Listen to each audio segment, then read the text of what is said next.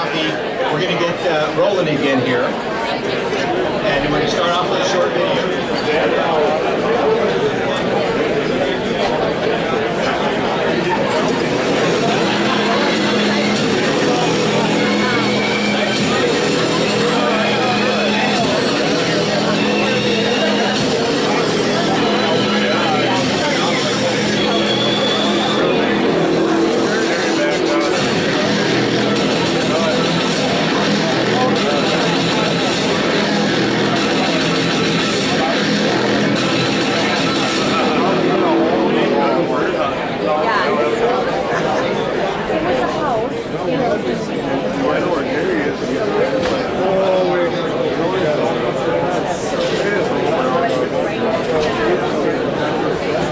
Well, thank you again, ladies and gentlemen. As I mentioned earlier, we're here again for the 5th year celebrating Saluting Community Heroes. It's the 5th year this event has been held. You know, last year due to COVID, it was a difficult year, as you all know. Donations were down, you know, but Saluting Community Heroes was able to continue their mission when a lot of the nonprofits we're down in revenues nearly 70%. You know, Saluting Community Heroes is supported through grants that they provide a whole host of veterans and various organizations that they vet well. That's one thing you have to understand is this organization, you know, there's a lot of organizations out there. Not long ago I was talking to the DAV National Communications team a few years back, and they said, you know, there's 46,000 organizations out there that, you know, do things for veterans. Well, the thing about Saluting Community Heroes is they ensure that the money gets to the veteran, to the purpose that is in fact their mission. Give the money to the veterans to help them through their crisis times, through their immediate needs. As I mentioned earlier, it got me on the right path, and I'm very appreciative of such organizations.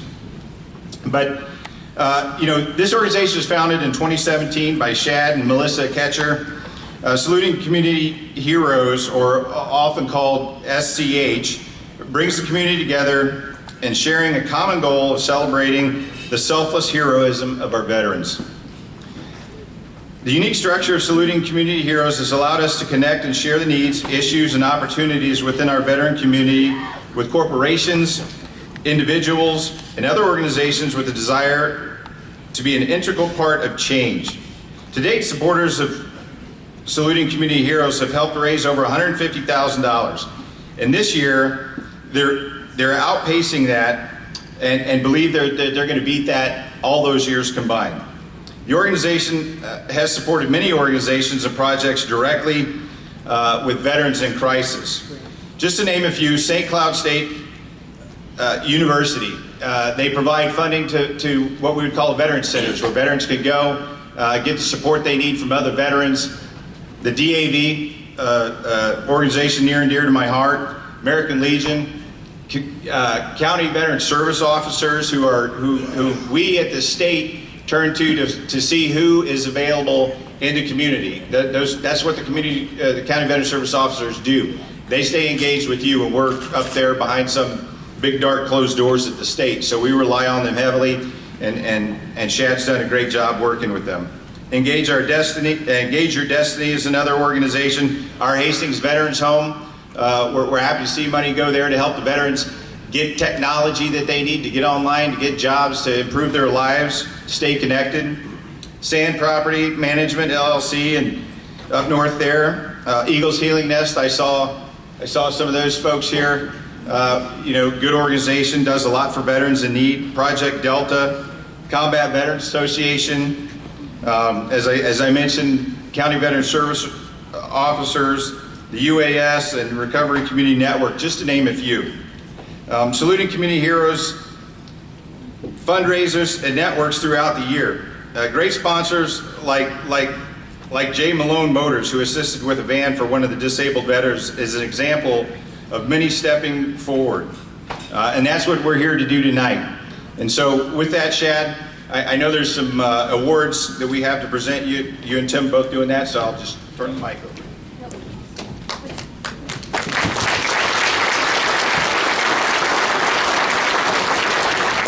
Well, I just want to say Oh, Scar, thank you for everybody coming today. When we started the organization, we decided we wanted to give an award to different individuals or companies that had an impact in the community, that have a real heart for veterans and supporting them.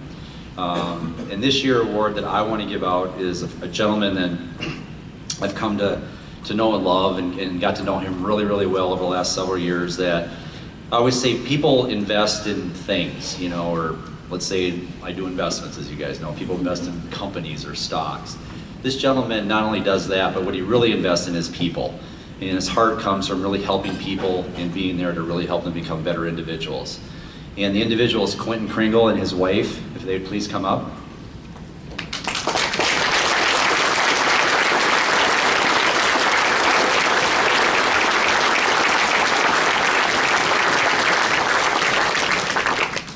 Quentin, I didn't say your sister, I said your or your daughter, I meant. I said that totally wrong, I got screwed that up. But Quentin really and his wife have done a phenomenal job. If we have veterans in need, because what Saluting Community Heroes does is we basically drain all the money out at the end of the year. And not the end of the year, we basically give all the money away. We have a giving committee, and we keep nothing. We keep zero. We start from ground zero every year. Because my thought process on that is that what good does it have the money sitting in a pool that's not really doing anything to help people? So we donate it all out. We have a giving committee, and we had given all our money away, so we ran out of money. So Quentin, we needed some help. So we went to Quentin. He's like, because he invests in people. He invests in people in need. He wants to be there for people, and him and his wife have been a great example of that, and true leaders. They truly have. And please give them a round of applause again.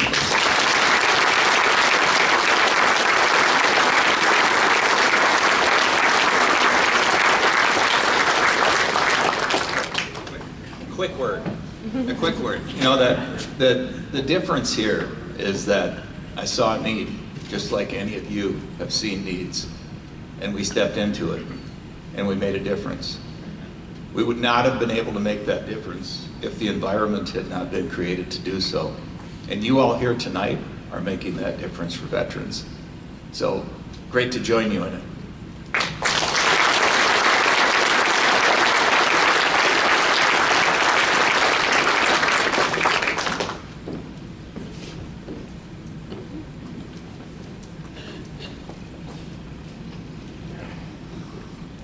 If Mark Dvorak would join me on stage, our past commander from the American Legion.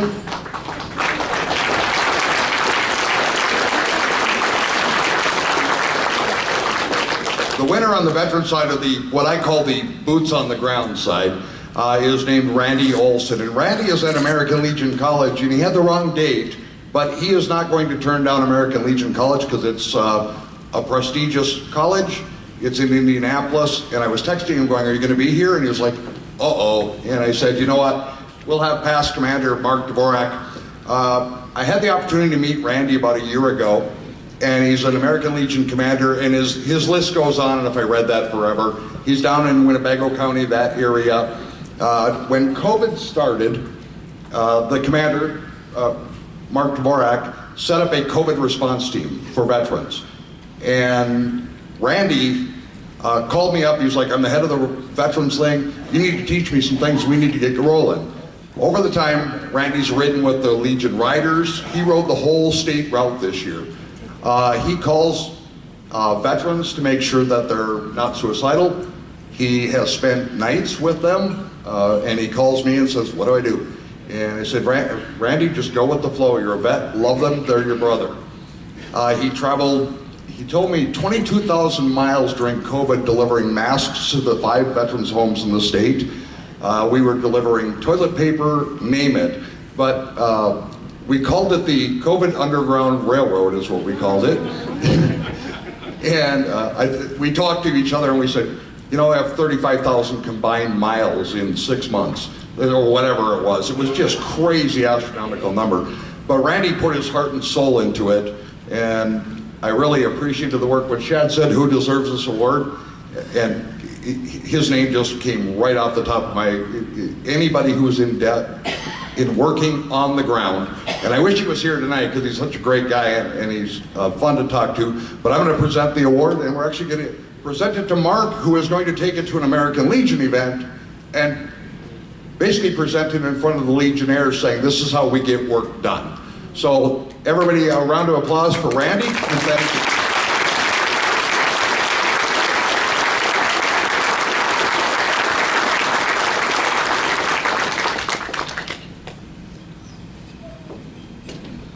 Well, it's my pleasure now, the reason you're here, to introduce Mr. Colonel Oliver North. I have to tell you a story real quick, and then I'm going to give you his little bio. But I met him in a duck blind, spent 2 days with him. He is definitely a better shot than me. He says he's not, but he definitely is. I had to point the ducks out sometimes to him, though, but he still did a great job. Did you shoot a decoy or not? I can't remember. Just kidding, that's a joke. So, Oliver North is a combat decorated U.S. Marine, #1 best-selling author, founded of a small business owner, holder of 3 patents. For 17 years, he was syndicated columnist for the host of War Stories on Fox News Channel. He is now the CEO of Fabulous Publishing, a faith-focused publishing house. North served for 22 years as a U.S. Marine. His awards of service in combat include the Silver Star, the Bronze Star of Valor, and 2 Purple Hearts for Wounded in Action. From 1983 to 1986, he served as a counterterrorism coordinator under Ronald Reagan NSC staff, after which he was targeted for assassination. Ronald Reagan described North as an American hero. North has authored 17 best-selling books and co-authored co-founder of Freedom Alliance, an organization serving wounded U.S. military personnel and their families. The real American heroes, as he says it.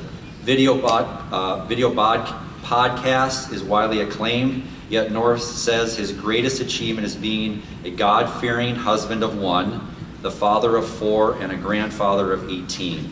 Colonel North and his wife have been married for over 51 years and live in Virginia. Let's give him a round of applause.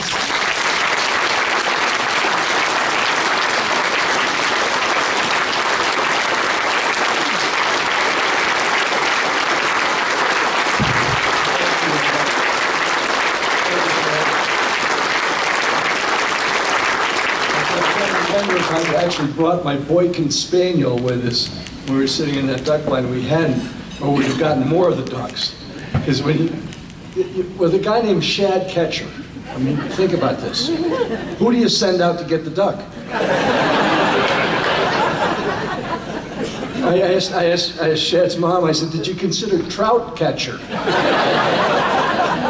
And she said, no, it's from Shadrach, Abednego, and the fiery furnace, of course. So you came through all right, brother.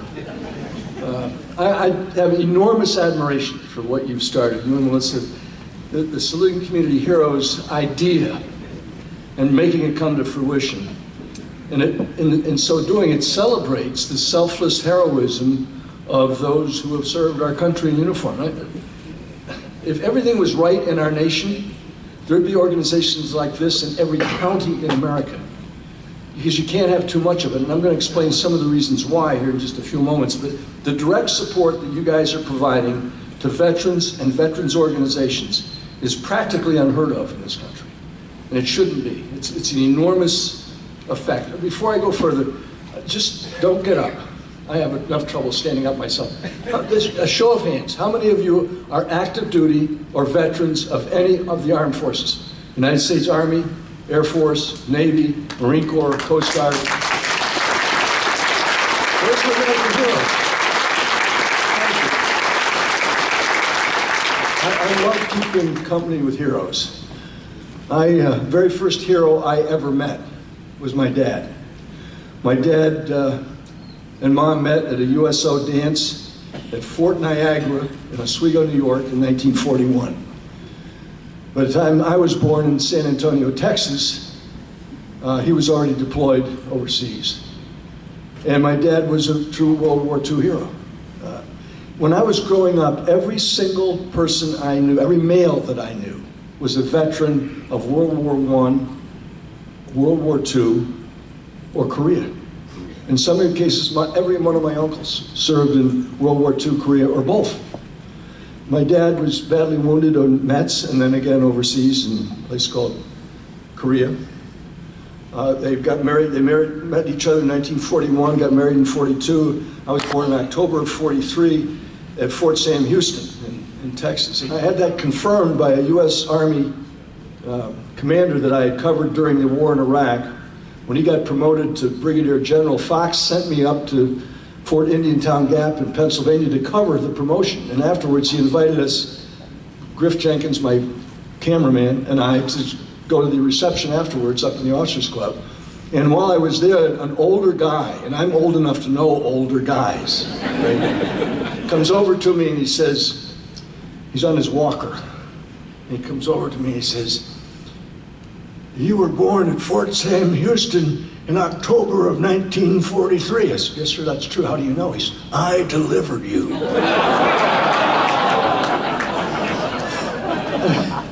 I said, I'm absolutely amazed. "I'll tell you something else you need to know, Sonny.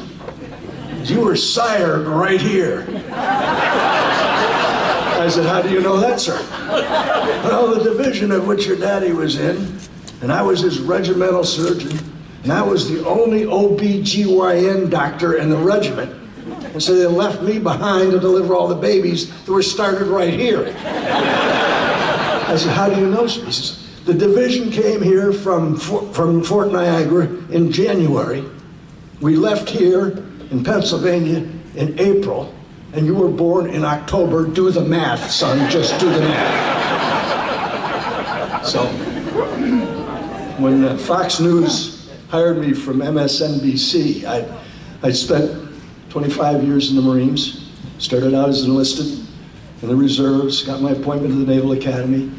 Every one of my brothers, Army, Navy, Sister Mary, and Air Force guy, and we grew up in that environment.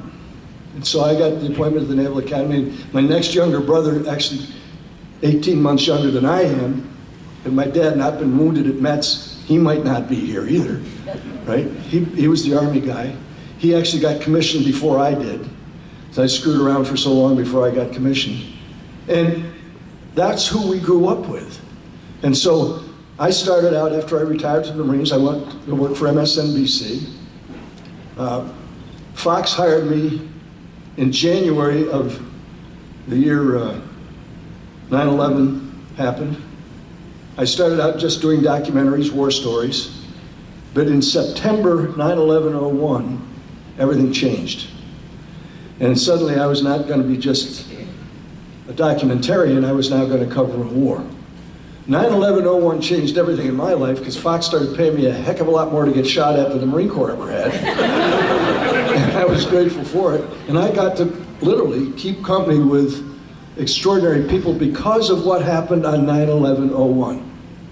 And you think back, every one of you who's over the age of 10, 20 years ago, can know exactly who you were with and how you learned about, I see you nodding your heads. We don't think about this kind of thing every day, but everybody's life was changed by that event that's on the screen, okay? And it changed in ways that are extraordinary.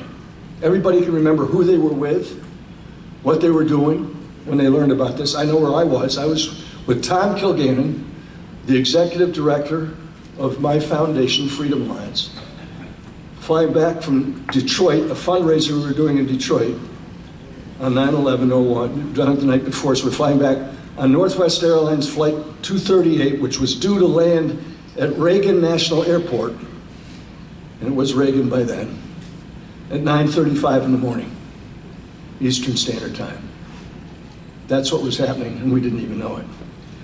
Our aircraft, as we're coming down the river, and I thank you for everybody who was on the flight with us today, because we had a wonderful flight up from Virginia, but as you're coming down the Potomac River, the flaps are down, the wheels are down, and you're jinking along the river so you don't go into the federal area on the left or hit the buildings in Roslyn on the right. And as we're coming down the river, pointing into Reagan National Airport, right in front of Reagan National Airport, an airplane slams into the west wing of the Pentagon. Suddenly the flaps go up, the wheels go up, the airplane does a hard right turn, pilot comes out and says, "We have an emergency on the ground." Nobody knew what was going on. And when we got on the ground about 10:45, we were in the stack up over Dulles. 1,000 airplanes were brought out of the sky in the space of 4 hours, and safely, in airfields all over America. We got out of the car, out of the airplane, they made us walk out of the airport, couldn't get our bags. When we got to civilization, which was, couldn't go in the terminal, our cell phones became our civilization at that point.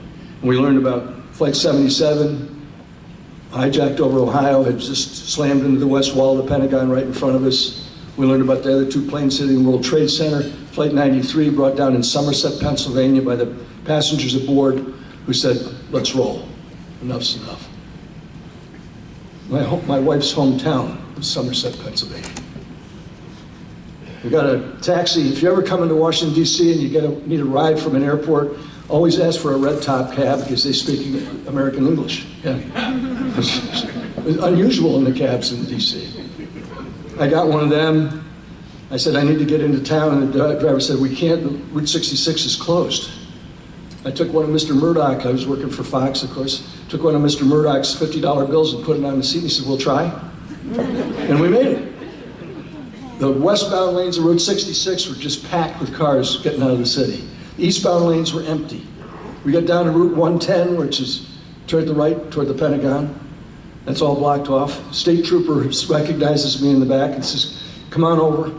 I'll get you in a blue and white, which is and there were tens of thousands of people walking across the eastbound lanes of the bridge. And a car wove very slowly through the crowd and delivered me. Brett Hume, Governor Jim Gilmore, and I were on air nonstop from Washington for the next 24 hours because nobody could get into town. Pays to be a Boy Scout and have a state trooper recognize you. Within a few hours of that event, we knew that it was Al-Qaeda. We knew that it was about a guy named bin Laden, and we knew that he was being protected by the Taliban in a place called Afghanistan. Less than a month later, and Mike, you were talking about this, and some of the other folks have too.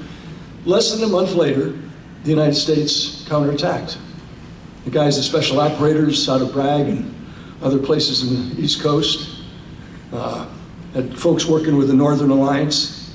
You had guys riding mules and riding horses and going to war, leading the attack with guys on the ground, the Northern Alliance, and B-1s, B-2s, B-52s that are older than any of the guys on the ground, right? And calling in airstrikes against the Taliban.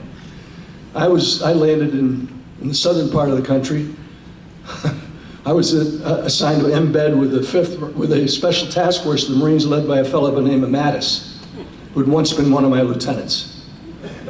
And so when we finally get in, we actually, now I can say it, we couldn't at the time, we landed in Pakistan, went up the road, caught a C-130 into a place called Rhino, just southwest of Kandahar, and I got a call on my Iridium phone, which we were still using in those days, and the guy at the international desk, college graduate, says, we're going to do a diagram that shows how you got so fast from the US to Bahrain to 3 different ships and landed, I guess, off the coast of Afghanistan. I said, really?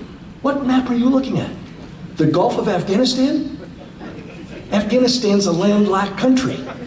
Oh. So I think if you tell people how I actually got in here, they will PNG me. That's persona non grata.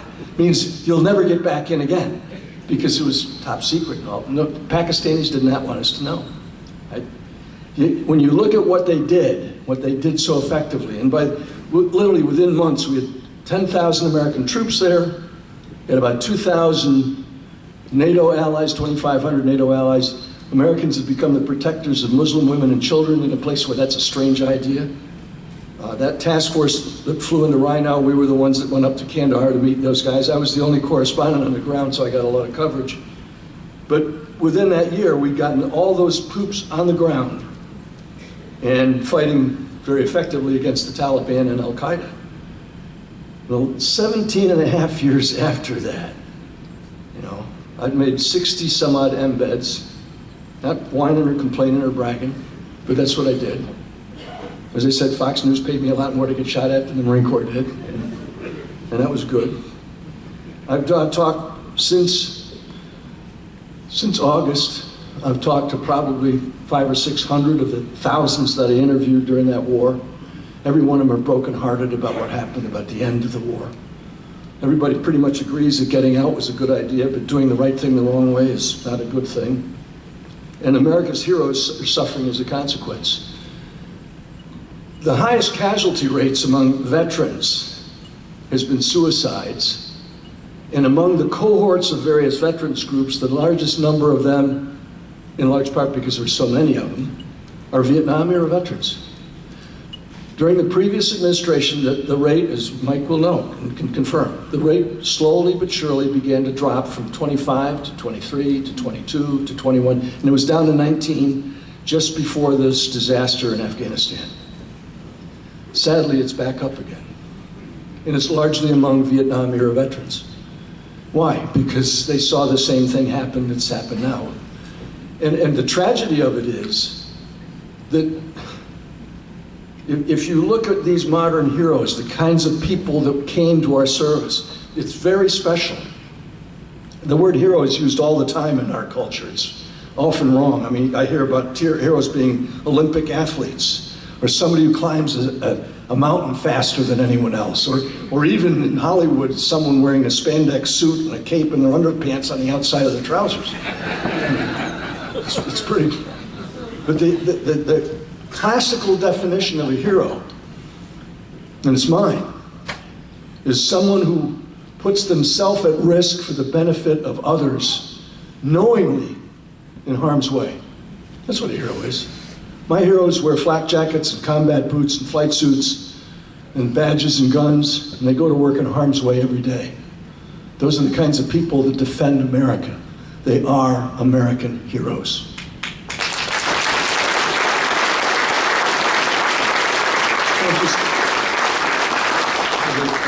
Many, many months I spent over there. One of my guys, actually Griff Jenkins, and one of the other guys put together some footage from our 60-plus embeds over there. I just want to show you why I love these guys so much. These are guys who came to the Armed Forces of the United States as volunteers. They came knowing that if they came in after 9/11, they were going to go to war, particularly after we went into Iraq. And so they were going to put their lives on the line. When these guys say, "I've got your back," that's not the slogan of a mattress company. Okay, these guys are for real.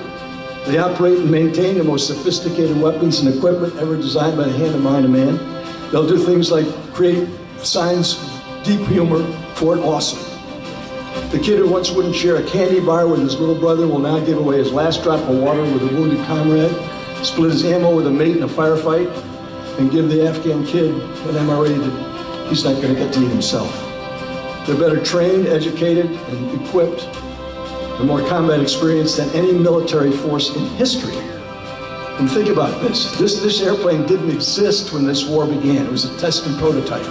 It's called a V-22. It's an Osprey. Marines have them, the Army Special Operations guys, the U.S. Air Force have them. The Navy may get some soon, if we could spare them. And if you look at these kinds of things, they became the kinds of people you could not help but admire. And one of the things I keep telling organizations, particularly businesses, if you want somebody who understands accountability and respect and responsibility, find a veteran the next time you've got an opportunity for them, because they'll be on time for work. So my job was to let these heroes tell their stories. What you're seeing right there is the dog's name is Dexter. The guy who's playing with Dexter is Smitty. He's the dog handler. You're going to see them in a little bit, but that's the best IED detector God ever invented. And every time Dexter got out of a helicopter, I would be right with him, right behind him, because my foot and my boots will fit behind his right front paw and his left rear paw. And I know Dexter's not going to step on an IED. So I would follow Dexter out of a vehicle, out of a helicopter, on the ground every time I had a chance. And I love going out in the field with those guys. Smitty, his dog handler, is one of the bravest people I've ever met. And I may be crazy, but I'm not stupid, so I would follow Dexter out of the Berg. And these are the kinds of people and their families that continue to make extraordinary sacrifices for us. Today, this very minute, in spite of Afghanistan, I checked the numbers before we took off this morning. Almost 3,000 troops in Iraq, 800 plus in Syria, about 1,000 civilian contractors still in harm's way in the fight against Al-Qaeda remnants and ISIS remnants. Every one of those guys I've spoken to who covered, many of them, most of them, covered at least 1 or 2 deployments to Afghanistan. Just intense disappointment, sadness about how the war ended. And it's the same with my Marines and my brother's soldiers from Vietnam. We won all the battles in the Delta, in the mountains, in the valleys of Vietnam. We didn't lose a single major battle in the shadows of the Hindu Kush. And yet we still lost both wars. Why? We didn't lose them on the battlefield.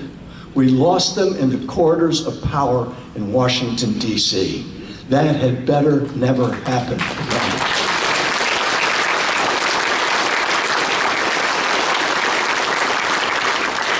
So what does this evening have to do with that? Let me just make something very, very important, because since 9/11/01, here's the numbers. The global war on terrorism in Iraq and Afghanistan and Somalia, almost 7,000 killed in action, 1,346 contractors killed, and 52,375 wounded in action. Now that's 10 times more wounded in action, more than 10 times more wounded in action than killed. Why? Because medical care on the battlefield has gotten so much better than it ever was in any other war. The medics and corpsmen are so much better trained. The evacuation by helicopter to a field hospital, from a field hospital to a major medical facility like Balad in Iraq, or Bagram in Afghanistan, and then flown out of there straight to Landstuhl, Germany, and from Landstuhl, Germany, back to the States. When I got hurt out there in 2017, I was not wounded, I was running so I wouldn't get wounded, and I crushed my right knee. It was in the middle of a mortar attack. Less than 48 hours later, I was in Walter Reed National Military Medical Center. It was still Navy Medical Center at the time. I mean, less than 48 hours, it's stunning. Not just because it was me, I was in the plane load of guys in what's called a C-17 Nightingale flight, flown by the Air National Guard out of Charleston, South Carolina. When they brought me aboard the aircraft, there's a guy, you're coming out of the field hospital at Landstuhl, and I said, how much longer? He says, well, about 6 to 8 hours, depending on weather and routing. You want to stay awake or you want to sleep, sir? I said, well, I guess I'll go to sleep. And at that moment, I remember him touching the IV bag that's right above my head. And like 1 second later, his hand is still there. He says, we're in Ramstein, sir. I said, what's in that bag? He says, that's the stuff Michael Jackson killed himself with, but I know what I'm doing. Look, here's what's, this is the really important part of this whole thing. Look at what you're doing for those who have fought in our nation's wars, not just this one, is of crucial importance, not just because of extraordinary compassion and generosity, but because it's important to our national security. Here's why. In 1973, I was a U.S. Marine captain. I completed 2 overseas tours in this war already called Vietnam, and I was back teaching tactics at Quantico, Virginia, because I was really good at infantry tactics. I'm not bragging. I've got a medal that says I conducted 72 successful ambushes. Not because of me, but because of the Marines I led. Right? Ambushes are hard to do. We didn't lose a Marine on it. We killed hundreds of bad guys. Okay? And I'm not bragging about it. I'm just saying that's why I was at Quantico teaching. In 1973, Richard Nixon, then the President of the United States, said, that's it, the draft is over. No more conscription. There were people wringing their hands all over the Pentagon. Just how are we ever going to get people to come without a draft? What we ended up with is the